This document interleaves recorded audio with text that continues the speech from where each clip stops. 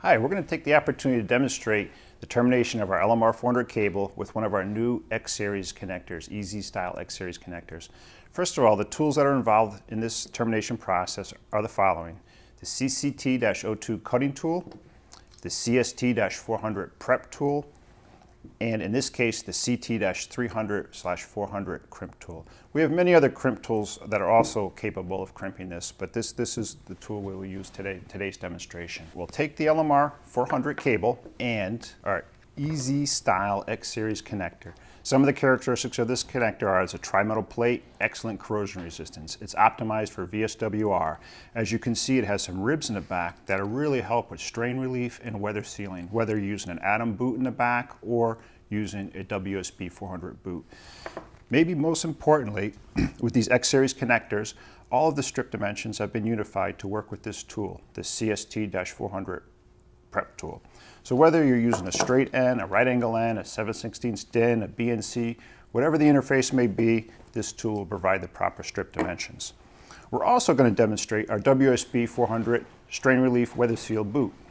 And although this cable may look very cleanly cut at this point, we're just going to demonstrate the cutting process, because this is a good first step in the termination of any connector.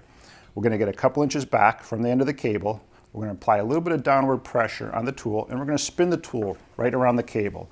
Not all that hard, but what we're going to do is we're going to scribe through everything and scribe the center conductor, and you'll notice that that cable is nice and round. It's a square, clean cut, and it remains nice and round. This is an excellent way to start the termination process.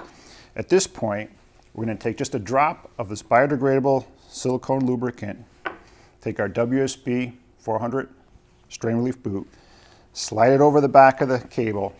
Once it hits that lubricant, we'll be able to slide it back slightly,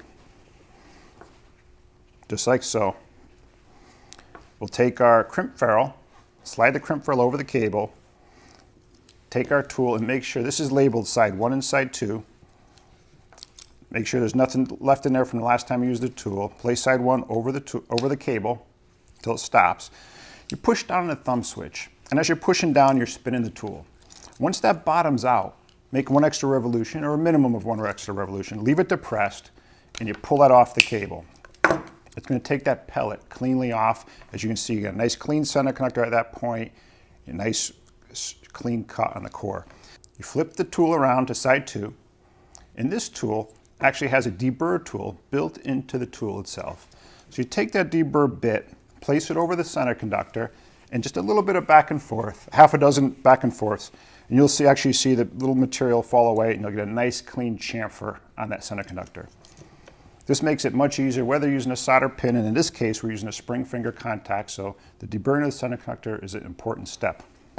We now take the tool, we're still on side 2, we place it over the cable, make sure that is set for crimp, and just like an old-fashioned pencil sharpener, we just spin the tool. You'll feel a little bit of resistance.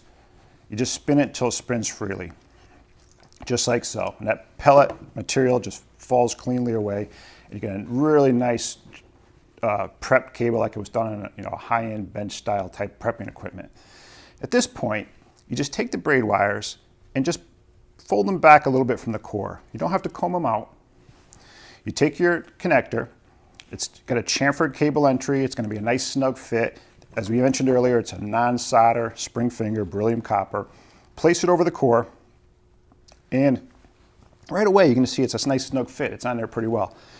Push it, and you feel it softly until you feel a little resistance. It's coming in contact with the center conductor at that point. Give it 1 extra push, just like so.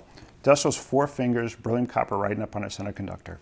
Now you take the crimp ferrule, slide it forward, and you'll see the braid wires are right where you need them to be. It's a no braid trim design connector. All the X-Series connectors are. At this point, you take a 429 hex. In this case, we're using our CT-300/400 crimp tool.